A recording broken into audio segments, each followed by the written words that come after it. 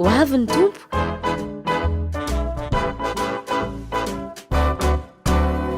Ho avy ny tompo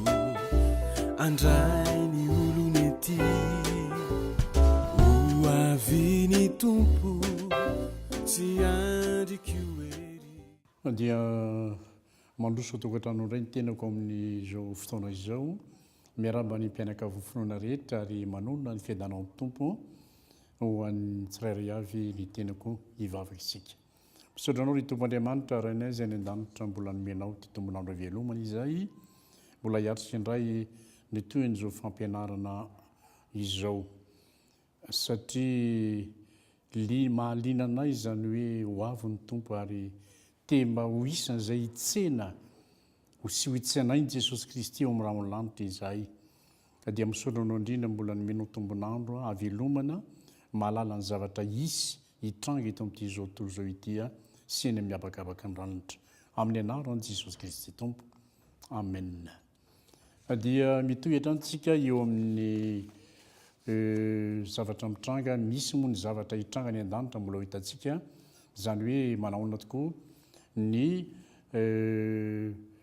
endrika isehoana izany atao fampakaram-bady ny zanak'ondry izany. Fa eto tsika mbola eto ambonin'ny tany miresaka hoe ny zavatra hitranga eto ao anatin'ny fahoriam-be izay efa nambarako ary mbola avetriko any tsy natao ahy, tsy natao anao anie izany. Fa mba tsara ihany tsika mahafantatra ny zavatra hitranga eto amin'izao tontolo izao, ahafahantsika mandositra izany fahatezerin'Andriamanitra ho avy eto amin'izao tontolo izao indray androany. Taloha tsika teo alohan'izao tsika dia niresaka ny mpaminany sandoka. Tsy mpaminany sandoka fa ny antikrista. Fa androany tsika dia hiresaka kely ny antsoina hoe mpaminany sandoka. Izany hoe mpaminany sandoka izany antsoina amin'ny teny frantsay hoe faux prophète. Ary dia resaka kely amin'izay tsika hoe tsy izay natao antsika loatra ilay izy. Fa nefa ny tenin'Andriamanitra efa nilaza dia mimeloa Jesosy Kristy 4 taona lasa dia efa nilaza fa efa maro ny mpaminany sandoka tonga ety amin'izao tontolo izao miaraka amin'ny fanahiny antikristy. Mbola fanahy daholo ilay izy fa mitranga ho vita vatana koa tahaka ny antikristy zany indray androany. Resika aloha ny tenin'Andriamanitra ao amin'ny Apokalipsy 17:1 andininy 1:1 izay milaza mikasika nyty antsoina hoe mpaminany sandoka ity amin'ny anaran'i Jesosy hoe, ary hitako fa indro nisy bibidia iray koa niakatra avy tamin'ny tany ary nanatandroka roa tahaka ny an'ny zanak'ondry, izy sady niteny tahaka ny dragona. Ny bibidia miakatra avy amin'ny tany dia antsoina hoe mpaminany sandoka, faux prophète. Ilay bibidia anankiray talohan'ity ao amin'ny Apokalipsy 17:1 dia miakatra avy amin'ny ranomasina kosa, dia izy iny ilay antsoina hoe antikristy. Ny antikristy na ny bibidia dia miakatra avy ao ohatrany hoe avy anaty ranomasina dia miakatra dia mandeha makany amin'ny tany zany. Ity mpaminany sandoka ity kosa dia avy amin'ny tany izy no miakatra, izy ity dia mandeha. Dia izay fotsiny zany mahasamy hafa azy hoe ny anankiray miainga avy ao anaty ranomasina, ny anankiray miainga avy ao amin'ny tany. Avy ao amin'ny tany ny mpaminany sandoka, ny avy ao anaty ranomasina ny antikristy. Ny rano dia midika hoe vahoaka betsaka, tsy hita isa. Avy any amin'izany io ranomasina io zany, avy ao zany no mivoaka ny antikristy na le bibidia. Ny tany kosa dia iantsoina ny voaka jiosy na ny tanin'ny Israel. Avy ao no mivoaka ny mpaminany sandoka. Efa nanambary ihany teo aloha zany moa hoe ity bibidia na ny antikristy ity dia mety ho jiosy avy amin'ny fokom-pirenidana zanaky Josefa. Efa nambarako izay teo aloha fa ity mpaminany sandoka ity dia avy eo amin'ny vahoaka ny Israely ihany ko izy ny vahoaka fa tsy de vao fariparitra loatra zany mikasika an'izy io fa mety ho jiosy ihany ko izy io. Ny mpaminany sandoka dia manana ny endriky ny zanak'ondry ety ivelany fa ao anatin'ny kosa tahaka ny dragona. Zay le famariparitana Jesosy moa efa nyteny an'izay ao any amin'ny Matthieu toko 7:15 nanambarany Jesosy an'izay hoe mitandrema ianareo fanirao ho voafitaky ny mpaminany sandoka zay mankao aminareo amin'ny fitafian'ny ondry fa ny ao anatiny dia ambodi mito le dragona zany hoe ity ivelany izy dia ohatrany hoe zanak'ondry malefaka ohatrany toetran'i Jesosy Kristy zany satria fantatsika hoe Jesosy Kristy dia antsoina hoe zanak'ondry n'Andriamanitra manana ny toetra malefadefaka izy ety ivelany fa ao anatiny dia ambodi dragona masika zany. Zay dikan'izany hoe misy zavatra mila tandremana ary reny mahatonga ny tompo hoe mitandrema ianareo fandrao voafitaka fa izy dia mpamitaka satana mpamitaka ary izy rehefa hitondra zozoro dia anatina hoe fitaka ny itondrana zao tozo fa be dia be ny olona voafitaka amin'izany andro izany. Jesosy Kristy moa no antsoina hoe zanak'ondry ary ny dragona dia ny devolo ny dikany hoe dragona. Amin'ny tenin'Andriamanitra anankiray ao amin'ny Korintianina 2 toko 1:10 andininy 7:10 manomboka amin'ny andininy 7:10 ao dia zao no voalaza ny tenin'Andriamanitra fa apôstôly sandoka ireny mpiasa mamitaka ka dia mampiova ny endriny ho tahaka ny apôstôlin'ny Kristy ary tsy mahagaga zany fa satana azy mampiova ny endriny ho tahaka ny anjeliny mazava koa dia tsy zavatra lehibe tsy akory raha ny mpanompony koa no mba mampiova ny endriny ho tahaka ny mpanompony fahamarinana nefa ny farany ho araky ny asany ihany. Zay le Korintianina 2 toko 1:10 andininy 7:10 sy ny 10:10 zay novakiko taminao teo zay zay rehefa fampitandremana mono ambarana zany tenin'Andriamanitra zany hoe zavatra ny misy ny apôstôly ny Jesosy Kristy fa misy satana koa dia manana ny apôstôliny antsoina hoe apôstôly sandoka mpiasa mamitaka io le fitaka io fanahy io io zany mila mba mitandritandrina ihany ianao hoe dia efa hoe zatra mamitapitaka ary betsaka ngamba amintsika izao manaraka an'izao fandarana zao hoe efa voafitaka ary mety koa ianao efa namitaka fanahy reny ka dia mampiova ny endriny ho tahaka ny apôstôlin'ny Kristy izy za amin'ny zavatra ataony ity ivelany zany fa rehefa tena dinihana fakafakaina ilay dia hoe tena zavatra tsy marina le zavatra atao fitaka le izy dia hoy izy ilay teny hoe tsy mahagaga fa satana aza mampiova ny endriny ho tahaka ny anjeliny mazava satana fantatsika ianao teo Lucifer le hoe anjely ny fahazavana satana zay hitanao amin'izany le ahafahany mamitaka zany hoe Lucifer zany fahazavana kanefa dia niaisina eo anatiny eo ary zany zay niteny an'izay hoe mba mila mitandritandrina ihany amin'ny fiaina eto amin'ity zao tontolo zao ity satria ny sitrapon'ny satana dia nitondra antsika ho any amin'ny elo ho any amin'ny afobe fa tsy ho any an-danitra akory. Ny mpaminany sandoka dia mangalatra ny toeran'ny fanamasina tahaka ny toeran'ny Kristy sandohany antikristy. Ny antikristy zany dia maka ny toeran'ny Jesosy Kristy ary ny mpaminany sandoka maka ny toeran'ny fanamasina. Izany ny zavatra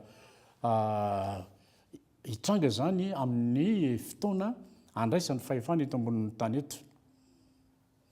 Io le efa nambarako teo aloha le hoe anti-Dieu, anti-Christ, anti-Saint-Esprit. Zany hoe tena mpanohitra n'Andriamanitra ary mianatra ny ataony andriamanitra ray andriamanitra zanaka andriamanitra fanamasina ity ny antikristy sy ny mpaminany sandoka ity zany ny mpaminany sandoka dia tananakavana ny antikristy zany hoe tena akaiky azy ity hoe faux prophète na ny mpaminany sandoka ity zany matoy izy atao hoe tananakavana ny antikristy dia zao tena io ny mampihetsika mihitsy ny antikristy zany hoe tsy mahavita na inona na inona mihitsy le antikristy raha tsy eo ity faux prophète ity ireo fanakaiky foana ireo mpaminany sandoka dia izay ny nampitandremanontolo hoe tandremo tratra nytreo dia voafitaky ny mpaminany sandoka ianareo ma io mahay miteny mahay manao zavatra miracle isan-karazany io faux prophète na mpaminany sandoka io ary zay ny mahatonga ny olona eran'izao tontolo izao amin'izany fotoana zany miazakazaka dia mionkohoka eo anatrehany manaiky hoe ity no kristy ity ny messia ny ty hoe faux prophète na hoe mpaminany sandoka ity zany no mitondra le antsoina hoe fiangonana sandoka na ny hoe fausse église na ny église apostate zay koa ny fomba fanonana azy église apostate satria hoy zany hoe fiangonana tokana nisy eto amin'izao tontolo zao fa nitondra azy tena nytao hoe premier responsable angamora tianao tsotsorina koa le fomba fiteny mitondra an'io tsy ny antikristy fa ny faux prophète na ny mpaminany sandoka no mitondra ity fiangonana sandoka eto amin'izao tontolo zao amin'izany fotoana zany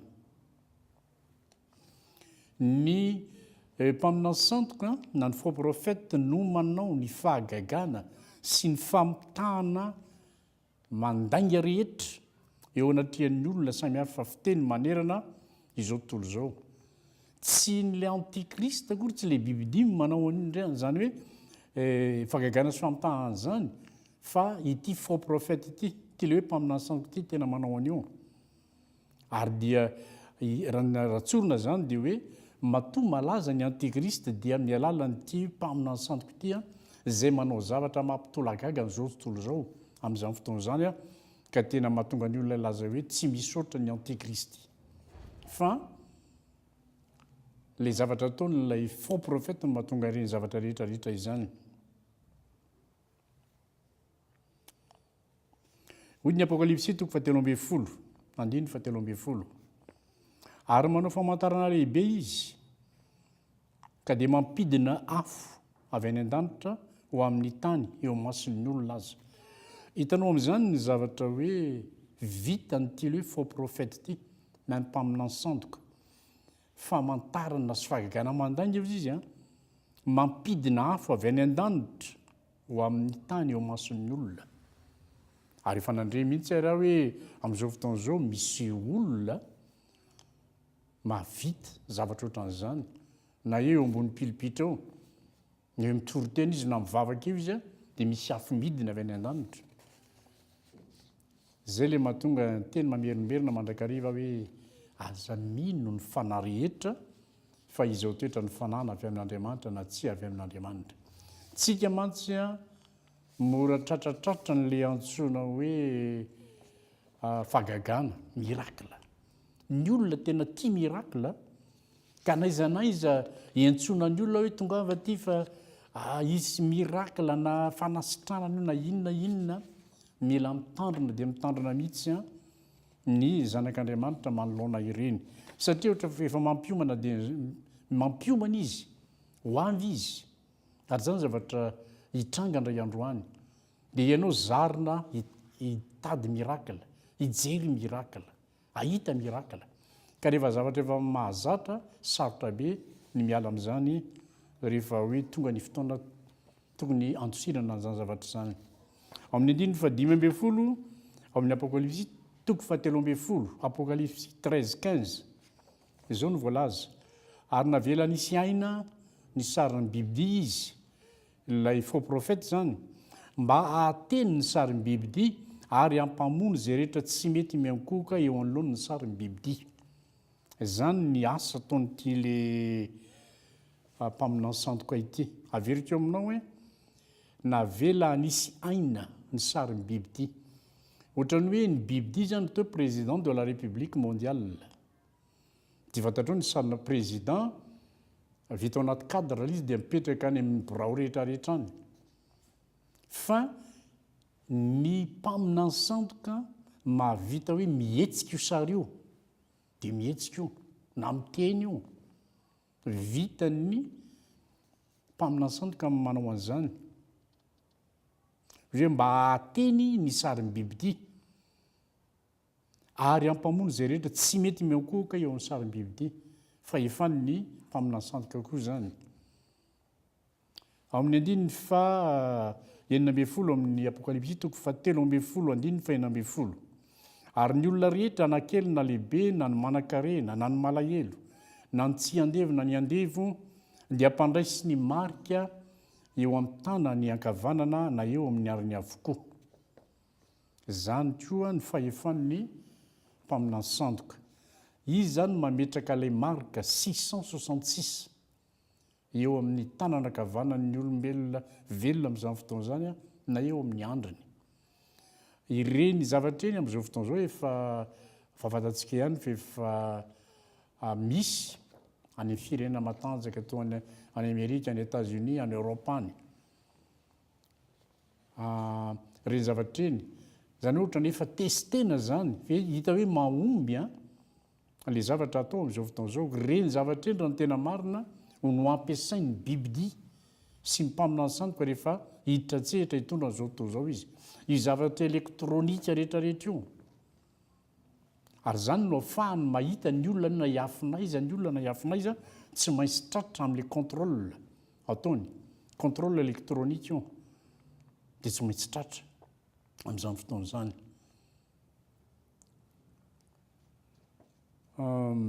inona no mety hiafarany ny mpamina ny sandoka amin'ny apokalypsy toko fa 7 andininy fa 20 ary nosamborona ilay bibidia mba mpamina ny sandoka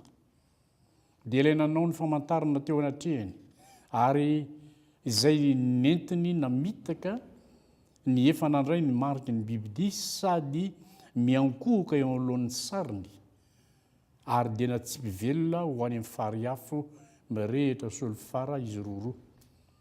misy farany foana zany fanaovana ratso ny fitenenana malagasy hoe tsy maintsy isy farany foana ny zavatra atao eto satria koa voafitra an'Andriamanitra hoe telo taona sy tapany koa ny anaovany an'izany zavatra rehetrarehetra zany ka rehefa tapitra ny telo taona sy tapany dia hoe nosamborona ilay antikrista ilay bibidia ary ilay mpamina ny sandoka ilay tanana kavanany izay nanao ny famantarana ary dia natsipy velona ho any amin'ny fariafo mirehitra solofara ny antikrista sy ny mpamina ny sandoka reny moa raha ny tena marina hoe fanahy eny hita ambonin'ny tany izy moa hita tsy maintsy hita sotra ihany reny izy reny hita fa hoe ohatra ny olona mirehitra any amin'ny elo any ny olona mirehitra any amin'ny elo ange tsy maty velona foana ny fanahy dia izany koa nety mpamina ny sandoka sy bibidia reto dia ny zavatra ambana zany dia zao betsaka ny mpamina ny sandoka efa eto amin'izao tontolo izao izay azo lazaina fa mpielo-lalana ny antikristy ny mpamina ny sandoka ny mpielo-lalana amin'ny teny frantsay précurseur ny antikrist manamboatra ny lalana idina eto amin'izao tontolo izao ny mpamina ny sandoka ary zay nampitonga an'izay ampitandrina mihitsy ny kristianina mbola velona amin'izao fotoana izao hoe mitandrema tsara ny amin'ireny ianareo Andriamanitra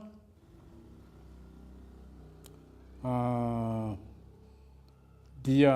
Andriamanitra ireny na tsy Andriamanitra satria maro ny mpamina ny sandoka efa lasa any amin'izao tontolo izao le hoe Andriamanitra tsy hita maso mety olona koa le manao hoe mpamina ny sandoka izy hita maso efa betsaka zany efa lasa ty amin'izao tontolo izao efa atao anatin'ny 2 arivo taona zany be deaibe ny ten'Andriamanitra raha fa nisy an'izany hoe nisy mpampianatra sandoka tany amin'Israely misy mpaminany sandoka aty amin'ny fiangonana velona amin'izao mbola hita amboniny tany amin'izao fotoana izao. Ary zany dia mila hitandremana foana ny amin'ny zavatra ara-panahy eto amin'izao tontolo izao araka ilay teny hoe aza mino ny fanahy rehetra fa izao toetra ny fanahy na avy amin'Andriamanitra ireny na tsy avy amin'Andriamanitra. Mikasika an'ilay hoe don de discernement d'esprit, mba tiako resahana kely na omeko anao ny andinin-tsoratra masina mikasika n'ityle hoe fanomezam-pahasoavana mamantatra fanahy. Ny Korintianina voalohany 12 andininy 10. Ary ny anankiray manao fahagagana, ny anankiray maminany, ny anankiray mahafantatra fanahy samihafa, ary ny anankiray miteny amin'ny fiteny samihafa tsy fantatra, ary ny anankiray mandika fiteny tsy fantatra. Izay hoe ny mamantatra ny fanahy samihafa, fanomezam-pahasoavana don spirituel zany dia tokony mahanana ny kristianina satria araka namaraka hoe mahalobe ny karazana fanahy miasa eto zay tsy fantatra hoe fanahy inona moa zany, indrindra rehefa hoe mirakla, hoe misy mirakla mitranga na mirakla inona aloha na mirakla inona dia mila mailo foana aloha ianao amin'ny maha-kristianina anao.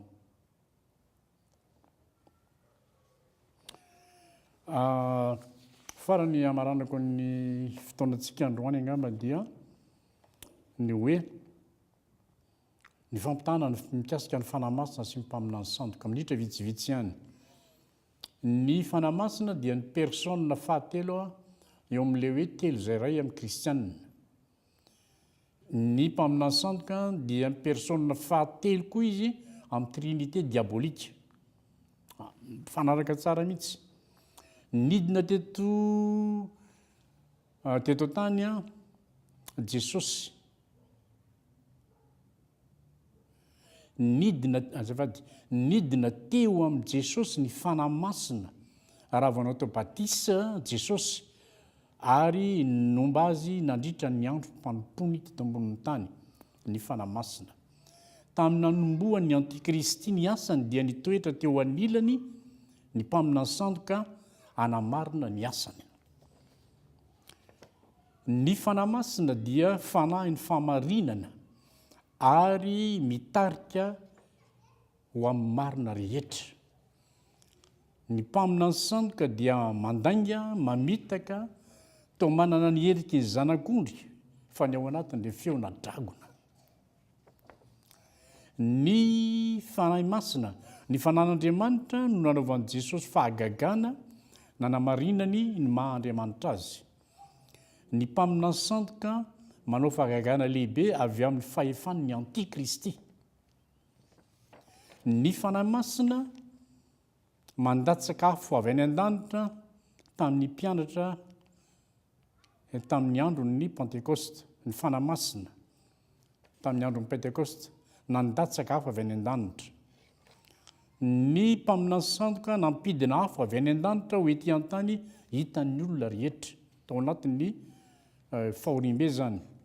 Ny fanahy masina mamelona ary manome fiainana mandrakizay. Ny mpaminany sandoka dia mamono, mametraka tombo-kase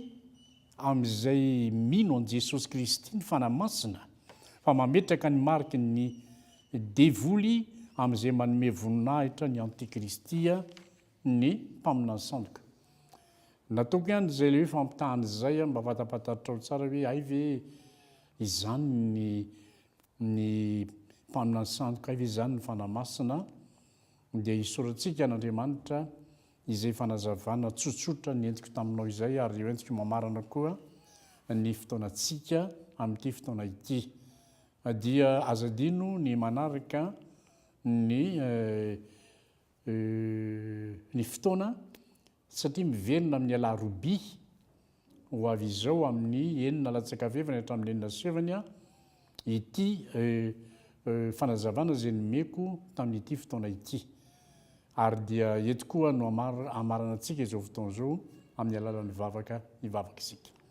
Tombo dia misaotra anao tamin'ny nanomezanao anay tombonandro. mbola nafahananana zavany amin'ny sitraponao averiko hatrany fa sombontsomony ihany ny fahalalanay Andriamanitra mbola mety mibadabada tokoa eo amin'ny fanazavana maro samihafa kanefa dia ny fanahy masina ilay hanampy anay ny amin'ny fahalalana ny tena marina amin'ny zay vavoasoratra zay vavoatendrinao hatramin'ny voalohany anay dia raisanao nderasy ny voninahitra mandrakizay amin'ny anaran'i Jesosy Kristy Tompo amen. Ho avy ny Tompo.